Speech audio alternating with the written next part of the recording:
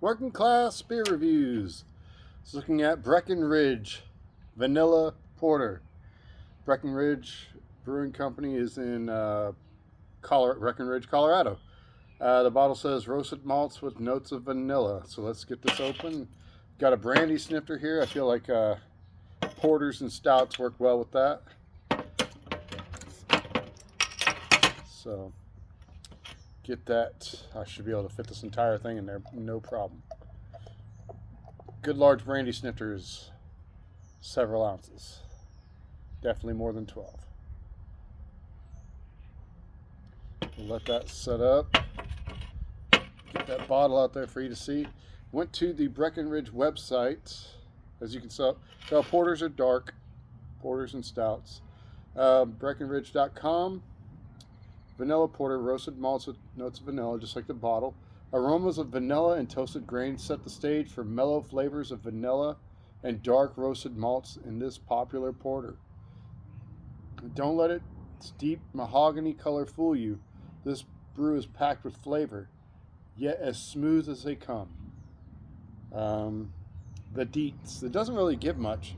As a scale of light to dark, it leans towards dark, obviously. Malty and hoppy leans towards malty, obviously. Session and strong.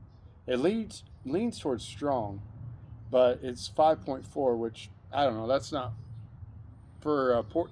If you've had many porters or stouts, you know, obviously my channel is Working Class Beer Reviews. I got this for free. This was given to me, so, and obviously you're allowed to treat yourself. This isn't some sort of pigeonholed channel, but I'm gonna try different things from time to time as they come along. If I can come across a good deal, once in a while I just may feel the wild hair to get something different. I traditionally stick to the normal cheap stuff. So 5.4, yeah, like I was saying, if you've had porters or stouts, you know that they can get way up there in strength, especially the Imperials. 16 IBU, availability year-round. That's all it really says. It says you may also like Imperial Vanilla Porter, aged in rum barrels. So that's not something that I've seen in my area, but obviously if I go towards Colorado, I may see that. It says ale brewed with real vanilla beans and natural flavor, 5.4% alcohol. Best of enjoyed by July 12th of 2024. So we're well within the date. Porters and stouts. Now, if you get the nitrogen ones, they'll keep a big tall head like your Guinnesses and things like that. But if they don't have the nitro in them, this is typically what happens. That's just par for the course when it comes to those styles. I saw a video a while back, a BBC video on YouTube about porters, how they started. They say they started in Ireland, but they come from two different kegs. They have this one that's real lively, and they just like blast it, and this foam. They just fill the whole thing with this real lively foam. There's hardly any beer in there. And then they let that set up and start to recede for a little bit, and then they fill it up with the flat without the carbonation. And so you get like a blend of both. So obviously the carbonated stuff will lift to the top, and it gives you that head. And the flat stuff will be to the bottom like this. So I thought that was interesting. I didn't realize it came from two different, spouts like that. So yeah, I put this in a brandy glass. Darker beer, strong. This is not an Imperial. 5.4 is no different than a normal pale ale.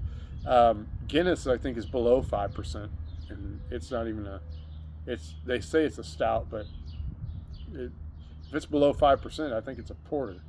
I put it to the sun.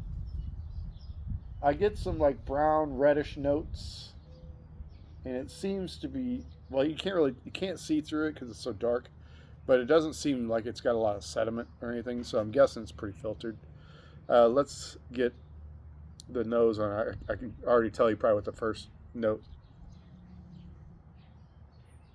Well, it's supposed to be vanilla, but I guess I get that. It's not as strong as you would think. Definitely a lot of maltiness. What did I say? 16 IBUs. Yeah, 16 IBUs is pretty low. Honestly, a little surprised. I think they could probably make it a little hoppier to balance it out. So I'm guessing the flavor is going to be pretty sweet, especially if it's vanilla beans. So let's give it a taste and see what you think.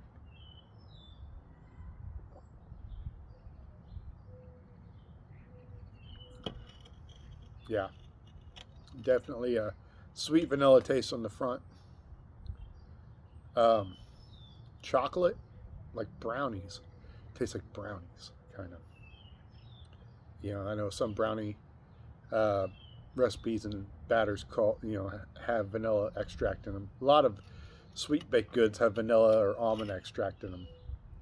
Actually, mostly vanilla, but they say the secret weapon for a lot of bakers is almond extract. That people don't use it.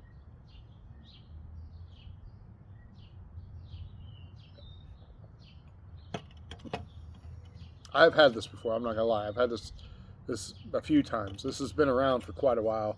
Breckenridge is one of those like probably early '90s breweries that popped up, early to mid '90s breweries that popped up. If I had to guess, uh, I didn't do research on the. I just did research on this particular beer, but not the company overall. I have done a IPA, like a hazy IPA, in one of those 19.2 ounce stovepipe cans that I got. Um, so, and it was good. There's no, I mean, it was comparable to a lot of other IPAs I've had. Vanilla porters. I'm in early March, and I guess under normal, this is pretty warm. March can be kind of hit or miss on weather. February, January, colder months is typically when your porters. This is something you want to sit inside under a blanket or by a fire next to your fireplace if you're inside.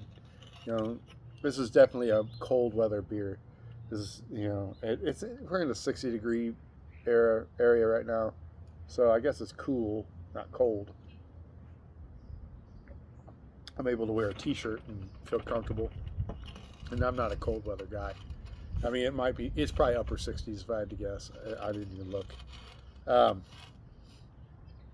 yeah, I'm guessing this is still an independent brewery. If Breckenridge is connected to anybody else and you guys know about it, please let me know in the comments what you know about the history of this brewery. But as far as I'm guessing, it's independent. There's several others in Colorado that are popular. I think of New Belgium right off the top of my head. Obviously, Coors is the big one, part of the big three. Um, but I don't think they have any sort of connection with Coors or Anheuser-Busch InBev. I'm not even sure I'm not sure who distributes it. Carbonation coming. Oh, there we go. It's got to be.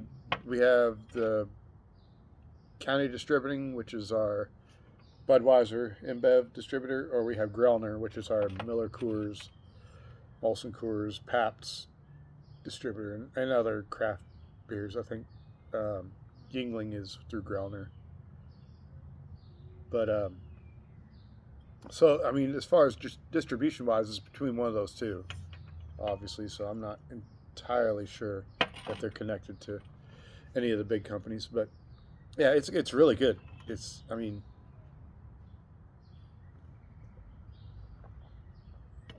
5.4. I mean, it's sessionable. It's still sessionable. It's not crazy. You get into some of these stouts that are like 8%. The Imperials, some are 10 to 12, if not more, when you get to your quads and things like that. But those typically are going to be real boozy, and they up the hops, but they tend to add a lot of other flavors and things like that. You get your chocolate ales, Russian Imperial stouts, things like that. So the malts are roasted dark. That's where the colors come from. Obviously, caramelizes a lot of the sugars and things like that, and you get a more intense flavor than you would like a pale ale or anything like that. And a lot of them will have oats added to it. I don't know if that's something. I think that's more in your higher alcohol ones where you get to your 10, 12%. that must create more of a sugar content for the yeast to turn into alcohol. But it does have some good lacing on the glass. You know, you saw that I didn't retain a huge head, although it is a pretty wide glass. If I had a narrower glass, it may have retained more of a head, but it does have great lacing on it. I like that a lot. It's a good beer. It's really good. Um, I've got a couple beers that would probably might be considered bad beers that I've been kind of holding back on. Just let's just say they're 24-ounce cans that come from a gas station, and I don't ever see them come in 12 packs or 12-ounce cans. Definitely not bottles. So if you have any guesses of what those brands might be, leave those in the comments too, and see if you can forecast what I might be doing in the future. It's not going to be a, well, you know what? It might be. I've got a fence over here. I could turn my camera to the side and I could try to mimic Ronald J. Terrio's camo video. It's not camo. I don't have a can of camo, but it's in a similar vein as those. If you guys can guess, please feel free to put those in the comments, and maybe I could. I would say that I'm overacting, but it could probably be a genuine reaction to some of these things that are just. That's why they're not widely popular, but for some reason they still keep getting produced. I don't know. It's far be it from me to tell companies what not to make if people buy it. So, but anyway, if you've had Breckenridge, any of their beers, if you've had the vanilla porter, which is the one that I see most commonly in my area, let me know. Let me know what you think of the company, what you think of their products, and I will see you guys later.